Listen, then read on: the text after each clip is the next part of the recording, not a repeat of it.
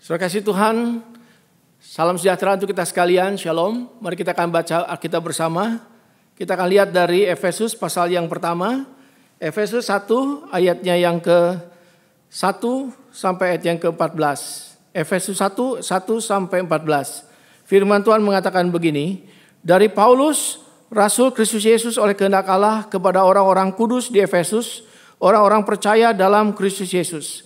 Kasih karunia dan damai sejahtera dari Allah Bapa kita dan dari Tuhan Yesus Kristus menyertai kamu. Terpujilah Allah dan Bapa Tuhan kita Yesus Kristus yang dalam Kristus telah mengaruniakan kepada kita segala berkat rohani di dalam sorga. Sebab di dalam Dia Allah telah memilih kita sebelum dunia dijadikan supaya kita kudus, tidak bercacat di hadapannya. Di dalam kasih Ia telah menentukan kita dari semula oleh Yesus Kristus untuk menjadi anak-anaknya sesuai dengan kerelaan kehendak-Nya. Supaya terpujilah kasih karunia-Nya yang mulia yang dikaruniakannya kepada kita dalam Dia yang dikasihinya. Sebab di dalam Dia dan oleh darah-Nya kita beroleh penebusan, yaitu pengampunan dosa menurut kekayaan kasih karunia-Nya yang dilimpahkannya kepada kita dalam segala hikmat dan pengertian. Sebab Ia telah menyatakan rahasia kehendak-Nya kepada kita sesuai dengan rencana kerelaannya, yaitu rencana kerelaan yang dari semula telah ditetapkannya dalam Kristus. Sebagai persiapan kegenapan waktu untuk mempersatukan dalam Kristus segala kepala segala sesuatu, baik yang di sorga maupun yang di bumi. Aku katakan dalam Kristus karena di dalam Dialah kami mendapat bagian yang dijanjikan. Kami yang dari semula ditentukan menerima bagian itu sesuai dengan maksud Allah, yang di dalam segala sesuatu bekerja menurut keputusan kehendak-Nya. Supaya kami yang sebelumnya telah menaruh pengharapan dalam Kristus boleh menjadi puji-pujian bagi kemuliaan-Nya. Di dalam Dia kamu juga, karena kamu telah menerima firman kebenaran yaitu Injil keselamatanmu. Di dalam Dia kamu juga ketika kamu percaya dimeteraikan dengan Roh Kudus yang dijanjikan itu. Dan Roh Kudus itu adalah jaminan bagi kita sampai kita memperoleh seluruhnya, yaitu penebusan yang menjadikan kita milik Allah untuk memuji kemuliaan-Nya. Amin. Sampai di sana pembacaan firman Tuhan. Saudara kasih Tuhan, ada seorang yang pernah mengatakan begini, saya sudah mengikut Tuhan Yesus, saya sudah menjadi Kristen, tetapi sampai sekarang saya merasa tidak diberkati. Ada apa dengan hidup saya? Apakah saya salah merasakan? Kenapa saya merasa tidak diberkati? So kasih Tuhan, saya rasa bahwa itu adalah pergumulan yang mungkin kita juga alami. Yang kadang-kadang ada masa tertentu di mana saya saudara berdasarkan pikiran, perasaan kita merasa kita kok tidak diberkati. Nah sekarang bagian firman Tuhan ini sebenarnya berbicara mengenai saya dan saudara adalah orang-orang yang diberkati. Kalau begitu bagaimana caranya saya dan saudara bisa merasakan bahwa kita ini adalah orang-orang yang betul-betul diberkati. Bagaimana kita mengatasi ini semua? Bagaimana kita berhubungan dengan hal ini semua? Ada 3 hal yang saya akan angkat untuk kita sekalian berhubungan dengan teks firman Tuhan hari ini. Yang pertama adalah belajar untuk tidak menerima segala sesuatu secara apa adanya atau segampang-gampangnya. Atau istilahnya don't take it for granted. Kenapa? Karena segala sesuatu yang kita miliki hari ini, termasuk di dalam Tuhan, adalah sesuatu yang kita terima dengan satu resiko pembayaran yang sudah dikerjakan Tuhan untuk kita sekalian. Artinya bahwa kalau saya saudara hari ini ada, menjadi orang percaya, kita mengalami penebusan, kita adalah orang yang diberikan kesempatan menikmati hidup, melayani Tuhan, itu adalah sesuatu yang sebenarnya sudah dibayar. Keadaan ini bukan keadaan yang biasa, tetapi satu keadaan yang sudah dikerjakan, dibayar oleh Tuhan untuk saya dan saudara. Kadang-kadang kita hidup itu selalu merasa ya memang harus begitu. Ketika saudara pergi makan nasi, kita tiap kali makan nasi, kita mungkin lupa bahwa untuk tiap butir nasi yang kita makan itu sebenarnya ada perjuangan di dalam nasi itu. Karena apa? Tentu ada seorang yang menanam berasnya. Ada orang pergi membajak, ada orang pergi untuk bisa menyiangi, ada orang yang pergi memberikan pupuk. Sampai kemudian padi itu sudah jadi dan berasnya diambil. Dan beras itu pun didistribusikan kepada kita. Lalu mungkin ada istri kita atau seseorang yang memasak beras itu menjadi nasi dan nasi itu kita makan pada saat itu. Jadi untuk setiap nasi, butir nasi yang kita makan, sebenarnya sudah ada perjuangan, ada story-nya, ada kisahnya. Memang kita tidak perlu tiap kali menghitung-hitung atau memikirkan ini semua. Tetapi yang hendak saya katakan adalah bahwa banyak hal terjadi dalam hidup ini sebenarnya tidak gampangan. Itu sesuatu sudah dilakukan, diperjuangkan. Kalau saya dan saudara hari ini menjadi orang dewasa atau jadi orang tua, kita juga ingat jasa orang tua kita. Yang di dalam segala jerih lelah, ibu kita mengandung kita, melahirkan kita, membesarkan kita dengan kesabaran. Mungkin kadang-kadang juga jengkel dengan kita, tapi kesabaran kasihnya lebih besar, membesarkan kita. Kalau hari ini kita bisa sekolah, bisa lulus, itu kan semua hasil perjuangan. Ada orang-orang berjuang untuk supaya kita bisa lulus, kita bisa menyelesaikan studi kita. Ada orang-orang bisa berjuang untuk segala sesuatu. Saya percaya di dalam hidup ini, ya ada sejarahnya segalanya. Ada perjuangan segalanya. Termasuk di dalam kita menjadi anak Tuhan. Di dalam kita menjadi hidup di dalam Kristus. En Kristo. Di dalam Kristus itu terjadi. Karena ada perjuangan Kristus terhadap saya dan saudara. Bukan kita memilih dia, dia sudah pilih kita. Dan akibat dari pemilihan itu sendiri, konsekuensinya adalah dia betul-betul menebus kita. Dia datang ke dalam dunia, dia bayar semuanya. Bukan dengan murahan, tapi dengan darah yang mahal. Dia bayar semuanya supaya saya dan saudara yang ada di luar dirinya sekarang sudah menjadi di dalam dirinya. En Kristo. Jadi mari kita melihat ini dari perspektif ini. Bahwa kita ada sebagaimana kita ada ini. Karena ada perjuangan. Kita tidak lagi take it for granted. Karena ada sesuatu yang sudah dikerjakan. Dan ketika kita merenungkan akan hal ini, kita bisa lebih mengapresiasi segala sesuatu. Kita mengapresiasi bahwa segala sesuatu bisa ada itu karena ada korban. Ada kelelahan, ada tangisan dari yang lain untuk sesuatu itu terjadi. Saya kasih Tuhan dengan cara begitu sebenarnya kita tidak akan merasa terlalu gampangan melihat hidup ini. Kalau kita sadar dan menyadari, maka kita akan jauh lebih bahagia. Kenapa? Kalau kita hari ini masih sehat, kita bersyukur oleh karena kesehatan itu betul-betul mahal dibandingkan dengan mereka yang sakit. Mungkin yang hari ini adalah korban dari COVID yang sedang meregang nyawa, yang sedang bergumul dengan sakit penyakit itu. Maka kita lebih appreciate. Kita mengapresiasi akan para tenaga medis. Yang luar biasa mereka berjuang di tengah-tengah segala ancaman COVID. Mereka ada di sana berjuang, menghargai pasien, menolong pasien, berjuang supaya para pasien bisa tetap hidup. Dengan sedikit merenungkan ini, perjuangan-perjuangan ini, kita akan dibebaskan dari sikap take it for granted. Kita akan menjadi orang-orang yang semakin mengapresiasi. Termasuk hidup Kristen kita. Kalau ternyata kita merasa tidak diberkati, mungkin ada cara pandang perspektif yang salah untuk yang kita lakukan. Kita tidak menerima dan tidak mengerti itu. Di dalam Alkitab, kita tahu bahwa perjuangan Tuhan untuk kita itu juga bukan gampang. Itu perjuangannya luar biasa. Kalau saudara membaca kitab Injil dan pelan-pelan membacanya, bukan seperti novel yang cepat-cepat selesai. Kita melihat betapa jerih lelah Tuhan untuk menjadikan kita ada di dalam Dia. Maka sikap baru harus kita miliki. Yang kedua, ketika kita merasa kurang atau tidak diberkati, kita perlu juga belajar untuk menerima fakta Alkitab. Fakta Alkitab berkatakan di sini bahwa kita adalah orang-orang yang sudah diberkati. Sudah diberkati. Berkali-kali teks firman Tuhan ini berbicara. Kamu telah. Jadi berkat itu telah diberikan. Sudah diberikan. Past tense. Dan itu sudah diberi. Artinya seharusnya kita menyadari itu sudah ada. Sudah kita dapatkan. Mungkin ada di antara kita mengatakan, ya tapi secara perasaan saya tidak merasakan itu. Artinya kita hidup dengan subjektivitas kita yang sebenarnya mungkin tidak betul-betul pas. Kita memang sudah biasa hidup dengan subjektivitas. Kita subjektif betul-betul. Kita kadang-kadang melihat segala sesuatu hanya penilaian dari emosi, pikiran kita, diri kita.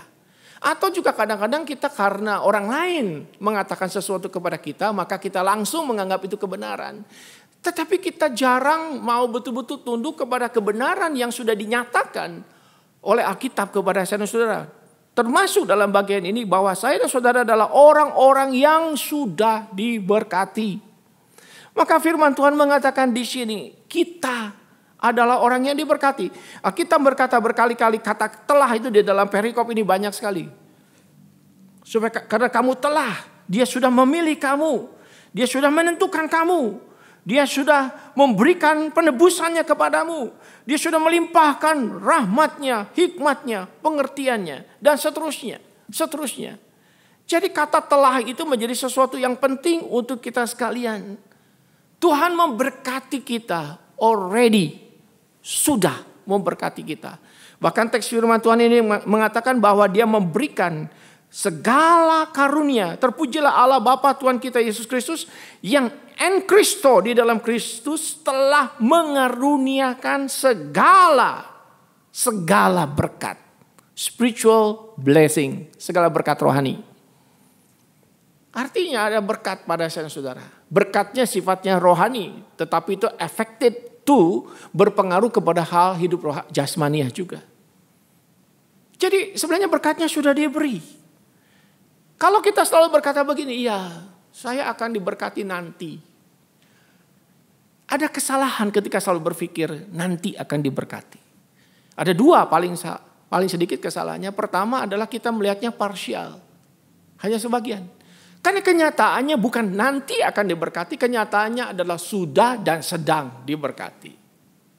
Hal yang kedua, kalau kita berpikir nanti akan diberkati. Masalahnya adalah saya sedang menciptakan di dalam diri kita itu satu keadaan di mana saudara tidak menerima kata Alkitab itu sendiri. Kita tidak mempercayai bahwa kita sudah diberkati dan sedang diberkati. Saudara sekalian, berkat itu datang sebenarnya agak terlepas daripada apakah saudara merasa atau tidak merasa. Kenapa demikian? Ketika mama kita melahirkan kita, kita baby lahir dalam dunia. Orang tua kita, papa mama kita sudah mengasihi kita. Waktu kita baby masih kecil, apakah kita tahu, sadar kita dicintai? Saya rasa enggak juga. Kita tidak akan waktu itu sadar dan tahu, wong kita masih baby, kita masih enggak ngerti. Tetapi tidak berarti bahwa karena tidak mengerti, kasih papa mama tidak ada. Kasih papa mama sudah diberikan kepada kita ketika saudara di dalam kandungan. Dan bahkan ketika kita dilahirkan. Di dekat rumah saya itu ada dokter kandungan yang terkenal. Dan banyak kali pasien-pasien datang. Kadang kalau saya keluar rumah, saya ketemu dengan para pasien itu. Yang datang untuk memeriksa kandungannya. Dan saya melihat betapa bahagia papa mama, calon papa mama yang datang ke dokter itu. Suami mendampingi istrinya. Dan kandungan itu mungkin juga sudah besar. Berjalan pelan-pelan. Apakah cinta kasih sudah ada? Sudah. Apakah perhatian sudah diberikan? Sudah.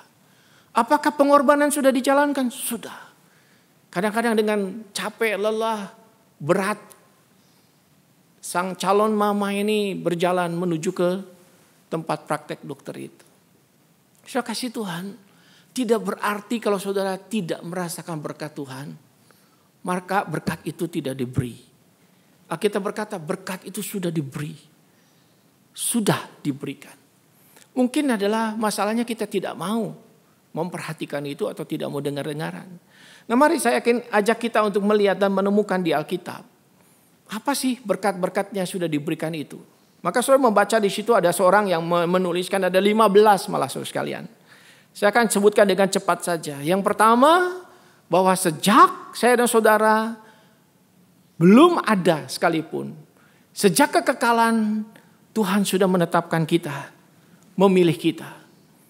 Yang kedua, bahwa kita dijadikan kudus dan tidak bercacat. Yang ketiga, kita dibawa masuk ke dalam Dia, ke dalam lingkup kasih-Nya. Yang keempat, kita diadopsi. Kita bukan anak, kita orang kafir, tapi kita sudah diadopsi menjadi anak-Nya. Dan yang kelima, kita dijadikan orang kesayangannya, the beloved. Menjadi orang-orang kesukaan kesayangannya. Yang keenam, kita ditebus dengan darahnya yang mahal itu. Yang ketujuh, dosa kita yang banyak itu diampuninya. Yang kedelapan, kita diberikan anugerah grace yang terus menerus diberikan secara kaya kepada saudara. Yang kesembilan, kita dinyatakan rahasia kehendaknya. Dia menyatakan rahasia kehendaknya kepada saudara. Yang ke-10, kita dijamin akan warisan sorgawi nanti waktu kita meninggalkan dunia ini. Yang ke-11, kita diberikan firman Tuhan Alkitab, the word of truth, kebenaran firman itu. Ke-12, kita diberikan Roh Kudus yang menjadi jaminan materai untuk saudara sampai sepanjang masa. Yang ke-13, saudara diberikan pengharapan terus-menerus di dalam menjalani kehidupan di dunia ini. Yang ke-14, saudara diberikan banyak sekali kekayaan, hikmat, pengetahuan dari Tuhan. Dan yang ke-15, bahwa saudara diberikan kuasa di dalam kehidupan ini. Kuasa yang sama yang dipakai Kristus di dalam kebangkitannya. Kuasa itu juga diberikan untuk kita sekalian. Jadi betapa banyaknya kalau kita baca teks firman Tuhan ini. Betapa banyaknya sebenarnya spiritual blessings. Berkat-berkat yang diberikan kepada kita. Yang seharusnya membuat kita itu bisa bertahan dalam hidup. Bisa berkembang-kembang dalam hidup. Dan bisa memuliakan Tuhan dalam hidup ini. Kita harus menghitung itu. Nah cuma mungkin masalahnya adalah orang-orang tertentu agak kesulitan di dalam hal hitung-menghitung. Atau kita betul-betul sebenarnya tidak mau menghitungnya. Sudah banyak diberi, tetapi tidak mau menghitungnya. Atau kadang-kadang kita terlalu gegabah, kita tidak memperhatikan yang lain. Kalau kita memperhatikan yang lain, kita baru sadar ternyata kita sudah diberi lebih. Ada seorang berkata begini, the things that you got, for many just a dream. Apa yang saudara punya hari ini, untuk orang lain itu mimpi bisa dapat. Apa yang anak-anak Tuhan hari ini dapatkan, mimpi untuk orang lain bisa dapat. Belum tentu dapat juga. Tapi kita sudah pasti dapatkan itu. Maka itu sebabnya hitunglah. Temukanlah itu. Maka ada seorang berkata begini, the moment you start acting untuk bisa menghitung, menemukan blessing itu, dikatakan it starts the feeling like this. Jadi bisa menemukan itu dan menemukan, oh iya ternyata saya sudah diberkati. Dan waktu itu terjadi, saudara sudah mulai dikatakan merasakan feeling blessed, perasaan diberkati itu. Anehnya kadang-kadang justru orang lain yang menemukan itu pada kita. Orang lain berkata kepada kita, aku tidak punya seperti yang kau punya. Aku tidak merasakan seperti yang kau rasakan. Aku tidak sebahagia kamu. Tapi masalahnya adalah kenapa kita tidak merasakan diberkati itu. Itu sebabnya mulailah saudara sekalian kasih Tuhan untuk bisa mulai menghitung itu. Mulai menemukan itu. Yang ketiga, ketika kita merasa tidak diberkati. Ada satu hal yang penting adalah kita itu betul-betul bisa maju ke depan, melangkah ke depan. Move forward dan press forward. Majulah ke depan. Kenapa harus begitu? Oleh karena ternyata ada orang-orang tertentu, termasuk orang Kristen yang memang hidupnya itu di masa lalu. Segala perasaan, emosi, gambaran dirinya itu adalah gambaran di masa lalu. Dan itu terjadi pada beberapa orang. Dia hidup di dalam masa lalu. Masa lalu yang mungkin sangat berat, sangat pahit, penuh dengan kenyerian. Dan orang-orang ini tenggelam di situ. Dia tidak keluar dari situasi itu. Jadi dunia hari ini dan dunia akan datang itu menjadi tidak berarti bagi dia. Oleh karena yang dia pikirkan, yang dia rasakan, yang diasumsikan itu semuanya adalah sesuatu yang di masa lalu.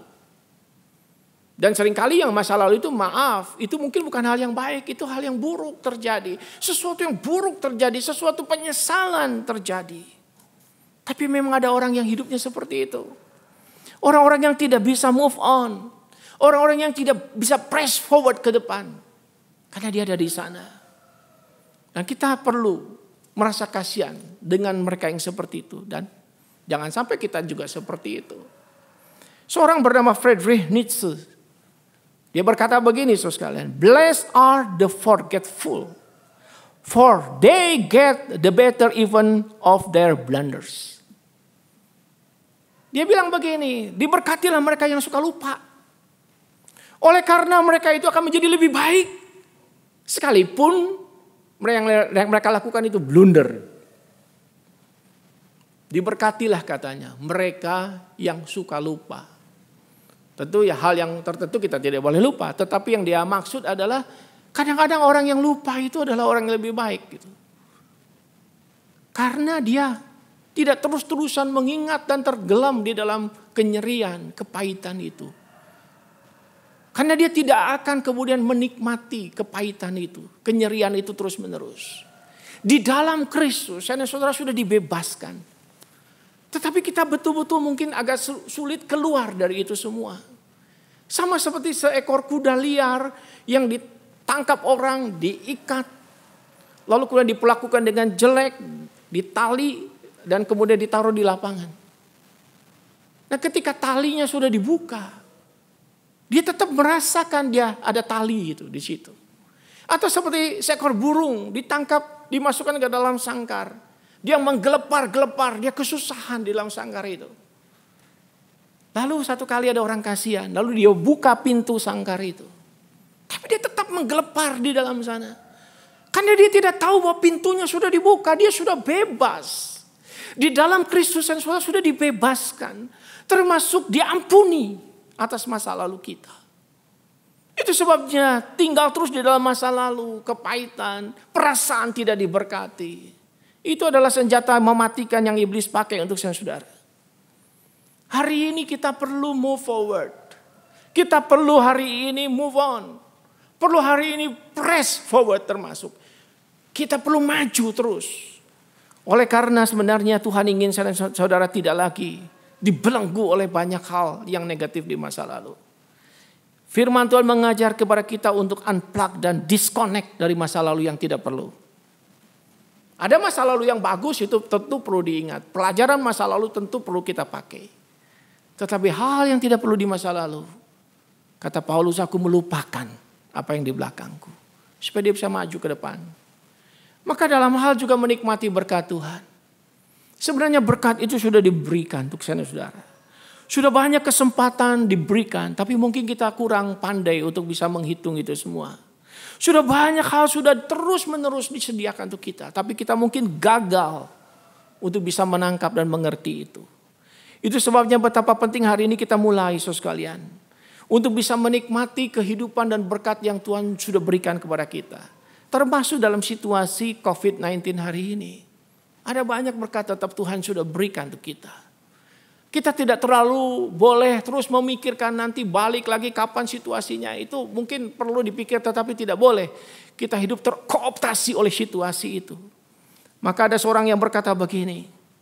Dia katakan, I've seen better days. Aku sudah pernah melihat hidup yang lebih baik. Tapi juga aku melihat hidup yang worse. Yang begitu buruk dalam hidupku. Dia katakan, aku tidak memiliki segala sesuatu yang aku inginkan. Tetapi aku bisa dan punya apa yang memang menjadi kebutuhanku. Dia katakan, I woke up with some aches and pains. Aku bangun, dia katakan. Aku juga bangun dengan rasa sakit. Aku bangun dengan itu. Tetapi aku syukuri bahwa aku toh bangun. Meskipun aku bangun dengan rasa sakit di pinggang di mana. Aku bersyukur bahwa aku masih bangun. My life may not be perfect. Hidupku memang tidak sempurna, but I am blessed. Tapi aku diberkati. Hidupku memang tidak sempurna. Tapi aku diberkati. Saya juga kagum dengan orang-orang yang kalau kita dengar, dia bersaksi, dia tulis di WhatsApp-nya, dia tulis di mana, I am blessed. Aku diberkati. Tapi di lain pihak saya juga menemukan orang sengsara terus, sekalipun berkatnya banyak. Tapi dia tetap sengsara. Maka kita perlu move on, kita perlu maju dan mulai menikmati apa yang menjadi berkat dari Tuhan. Mengapresiasi segala berkat yang dari Tuhan. Oleh karena itulah yang Tuhan inginkan dalam situasi kita. Bersyukur, bersuka. Memang hidup kita tidak sempurna. Tapi toh begitu banyak Tuhan masih beri. Dan yang penting juga adalah saudara bisa terbuka kepada Tuhan untuk menanti apa yang Tuhan berikan dari masa depan kepada kita sekarang ini. Karena hidup kita tidak hanya hari ini. Esok lusa Tuhan akan berikan hal-hal baru. Berkat-berkat baru. Berkat-berkat rohani yang kaya itu. Yang disediakan dengan tidak ada habis-habisnya untuk kita sekalian. Malah di dalam situasi sekarang ini. Kita bisa mengikuti begitu banyak webinar, begitu banyak digital ministry, begitu banyak training, pembinaan, kekayaan rohani. Waduh. Yang menurut kemarin saya ikut dalam sebuah webinar, seminar lewat Zoom yang berkata terjadi pelipat gandaan luar biasa. Ada gereja yang 2-5 kali lipat produksi daripada renungan hariannya, produksi dari khotbahnya, dan seterusnya. Jadi kekayaan rohani digali. Bahkan ada yang sangat luar biasa dikatakan ada gereja yang sampai 10 kali memproduksi renungan. Saya rasa termasuk gereja kita. Baik dari pusat ataupun lokasi-lokasi. Begitu banyak materi diberikan. Begitu banyak training-training bisa disediakan. Bukankah ini menjadi semacam explosion, ledakan. Ya sebenarnya kita perlu syukuri. Lalu di dalam seminar tadi malam itu, lalu ada statistik dilakukan, ada perhitungan dilakukan. Dan ternyata mayoritas orang merasa di masa COVID ini, ternyata orang merasa bahwa spiritualitasnya, kerohaniannya naik di saat sekarang ini. Bahkan dalam saat yang sulit ini, orang-orang merasa ternyata banyak orang merasa diberkati. Pertanyaannya, apakah Bapak Ibu Saudara termasuk yang seperti itu? Yang merasa diberkati, bukan cuma sekarang, tetapi yang ke depan. Di depan banyak tantangan, kesulitan, ya mungkin terjadi. Tetapi juga jangan lupa ada Tuhan. Yang dikatakan kata firman di Efesus ini. Dia berjaga, dia mengawasi, dan dia mengaruniakan kita berkat-berkat yang tidak pernah habis-habisnya. Pertanyaannya, siapkah kita untuk menerima itu semua? Kiranya kita yang sudah diberkati dan merasa diberkati, semakin merasa diberkati. Kiranya kita yang kurang merasa diberkati, lewat firman Tuhan, lewat doa kita, akhirnya kita betul-betul mengerti kita diberkati. Mari kita berdoa.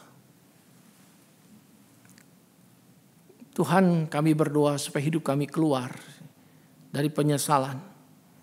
Oleh karena sekalipun masa depan itu mungkin menakutkan. Tetapi ada banyak hal indah yang tetap Tuhan sediakan. Di balik gelapnya awan, kami tahu juga ada matahari yang akan bersinar.